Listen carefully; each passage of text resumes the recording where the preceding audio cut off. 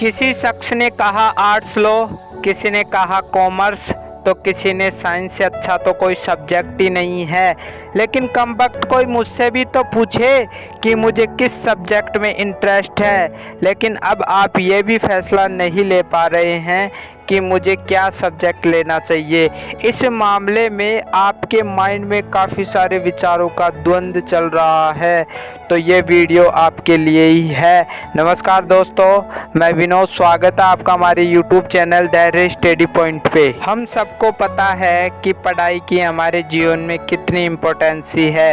एक अच्छी नौकरी से लेकर एक अच्छे लाइफ स्टाइल जीने के लिए पढ़ाई तो करनी पड़ेगी। अपने माता पिता बच्चों को इस उम्मीद में स्कूल भेजते हैं कि बच्चे अपने जीवन में सक्सेस पा सके, अपने जीवन को सफल बना सके।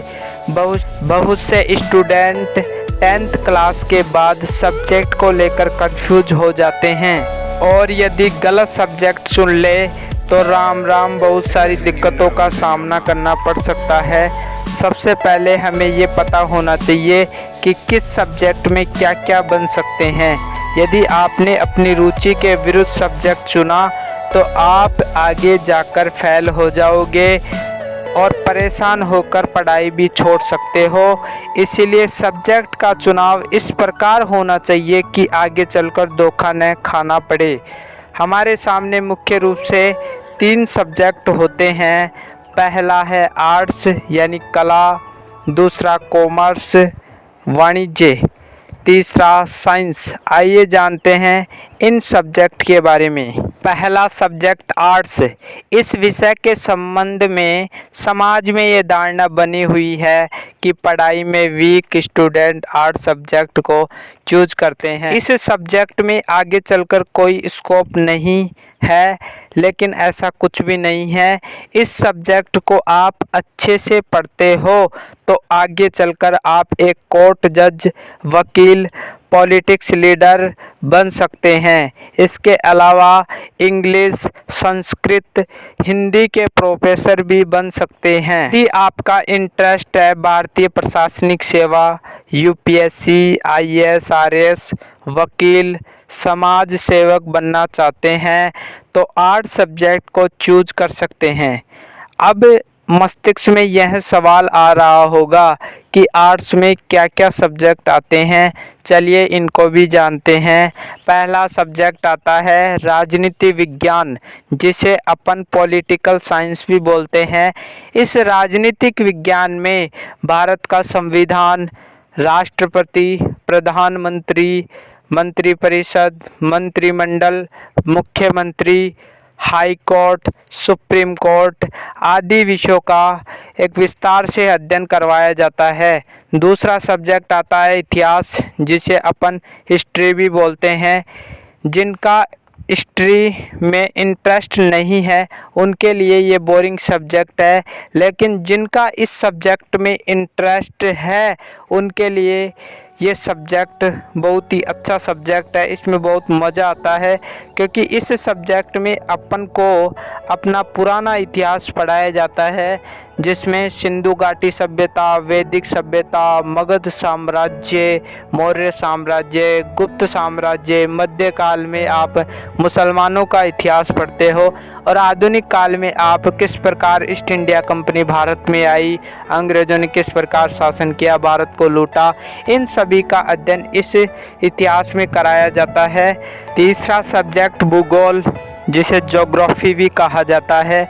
इसमें पृथ्वी के बारे में संपूर्ण अध्ययन कराया जाता है, जिसमें पृथ्वी किस प्रकार घूम रही है, पूरे ब्रह्मांड में कितने ग्रह हैं, पृथ्वी सूर्य के चारों ओर चक्कर लगा रही है। इसमें जलवायु, ज्वालामुखी किस प्रकार आते हैं, भूकंप, अक्षांश देशांतरी विस्तार और मृदाएं, पेड़ पौधे, आसपास के जो वातावरण होता है उसके बारे में अपन को बताया जाता है। चौथा सब्जेक्ट आता है अर्थशास्त्र, इकोनॉमिक्स जिसे कहते हैं। इसमें भारत की आपूर्ति, राष्ट्रीय आय, जीडीपी और उपभोक्ता संतुलन, गरीबी और बेरोजगारी, इन सभी विषयों के बारे में बताया जाता है। पांचवा सब्जेक्ट आता है दर्शन शास्त्र, जिसे इंग्लिश में फिलोसॉफी कहा जाता है। इसमें दर्शन पढ़ाया जाता है, धर्म पढ़ाए जाते हैं, जिसमें हिंदू, इस्लाम, सिख, ईसाई, बौद्ध, जैन आदि धर्मों के बारे में विस्तार से चर्चा की जाती है और आध्यात्मिक चीज़ें भी बहुत सारी इसमें पढ़ाई जाती हैं। छठा सब्जेक्ट आता है लोक प्रशासन, पब्लिक एडमिनिस्ट्रेशन। इस सब्जेक्ट में प्रशासन को किस प्रकार चलाया जाता है, कौन कौन से पद होते हैं, वो सारी चीज़ें इसमें बताई जाती हैं। सातवां है समाजशास्त्र, जिसे सोशियोलॉजी भी कहा जाता है। समाज का संपूर्ण अध्ययन करवाया जाता है। समाज में वर्ण व्यवस्था और कौन कौन से पद होते हैं, कौन कौन से समाज में कौन कौन से पद, सोपान, संस्थाएं, इन सब के बारे में इसमें बताया जाता है। आठवां सब्जेक्ट आता है हिंदी। इसमें काफ़ी सारे कवियों के बारे में बताया जाता है, उनके दोहे पढ़ाए जाते हैं, व्याकरण पढ़ाई जाती है। नवा सब्जेक्ट संस्कृत। इसमें संस्कृत भाषा सिखाने का प्रयास किया जाता है। प्राचीन काल के वेद, ब्राह्मण ग्रंथ, आरण्यक वह उपनिषदों का ज्ञान भी हमें प्राप्त होता है। 10वां सब्जेक्ट है अंग्रेजी यानी इंग्लिश। इसमें इंग्लिश की ग्रामर, पोइम और वोकैबुलरी को याद करना भी सिखाया जाता है। 11वां सब्जेक्ट है इसमें साइकोलॉजी। इस सब्जेक्ट में मानव के मस्तिष्क, उसके व्यवहार का अध्ययन करवाया जाता है। यानी हम ऐसा बना दिया जाता है कि हम सामने वाले के मन में क्या चल रहा है, उसके हाव भाव देखकर हम पता लगा सकें कि वो क्या सोच रहा है। आर्ट्स सब्जेक्ट के बाद में दूसरा बड़ा सब्जेक्ट कॉमर्स, जिसे वाणिज्य भी कहा जाता है। इस सब्जेक्ट को आर्ट्स के मुकाबले थोड़ी सी इम्पोर्टेंस ज़्यादा दी जाती है। इस सब्जेक्ट से आप बैंक में मैनेजर, सीए, अकाउंटेंट इत्यादि बनना चाहते हैं तो आप इस सब्जेक्ट का चुनाव कर सकते हो। ये सब्जेक्ट आपके लिए बेस्ट है। इस सब्जेक्ट में कौन कौन सी सब्जेक्ट आती हैं, आइए इन सब को भी जानते हैं। पहला सब्जेक्ट आता है अकाउंटेंसी। इसमें हिसाब किताब सिखाया जाता है, बिजनेस किस प्रकार किया जाता है वो सिखाया जाता है, बैंक में पैसा जमा कराना और निकालना, अन्य सभी के बारे में इसमें बताया जाता है। दूसरा सब्जेक्ट आता है इकोनॉमिक्स।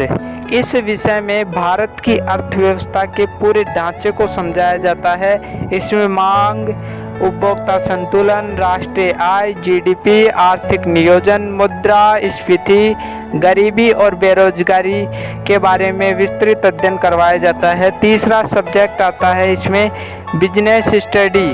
बिजनेस के बारे में बताया जाता है कि किस प्रकार अपन बिना पैसों के बिजनेस कर सकते हैं। चौथा है मैथमेटिक्स। मैथ के बारे में आपको इसमें बताया जाता है। इसके बाद में तीसरा सब्जेक्ट साइंस आता है, जिसकी लोकप्रियता आज के ज़माने में बढ़ती ही जा रही है।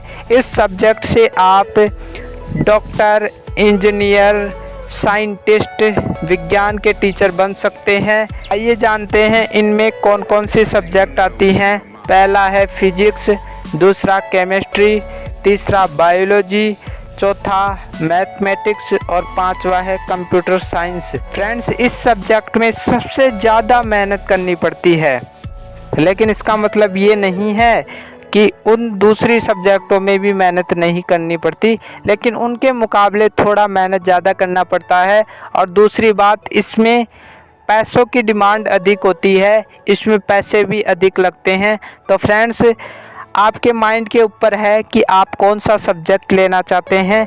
आपके आसपास कोई भी बोले, चाहे आपके माता पिता भी बोले कि तुम्हें ये सब्जेक्ट लेनी चाहिए, लेकिन आप अपने माइंड से फैसला करो कि आप किस सब्जेक्ट में जाना चाहते हैं। यदि आप आर्ट्स लेना चाहते हैं, आपकी जो परसेंटेज है वो हाई बनी है, तो आप मन में कभी भी ये नहीं सोचे कि मेरी परसेंटेज इतनी बनी है तो मैं साइंस सब्जेक्ट ही लूँ। ऐसा कुछ भी नहीं है फ्रेंड्स। यदि आपकी आगे चलकर रुचि नहीं रही तो आप साइंस सब्जेक्ट में भी फेल हो जाओगे। इसलिए कभी भी परसेंटेज और सब्जेक्ट की तुलना कभी भी मत करना। इसीलिए यदि आपकी 90% में बनी है तो आप आर्ट्स ले सकते हो, क्योंकि इसमें बहुत स्कोप है, आगे चलकर बड़ी बड़ी पोस्टों पर आप जा सकते हो। तो फ्रेंड्स, यदि आपको वीडियो थोड़ा सा भी अच्छा लगा हो तो आप हमारे यूट्यूब चैनल को सब्सक्राइब करना ना भूलें, बेल आइकन को दबा दो, क्योंकि इस प्रकार की इन्फॉर्मेशन हम लाते रहते हैं। तो मिलते हैं एक नई वीडियो के साथ, तब तक के लिए थैंक यू।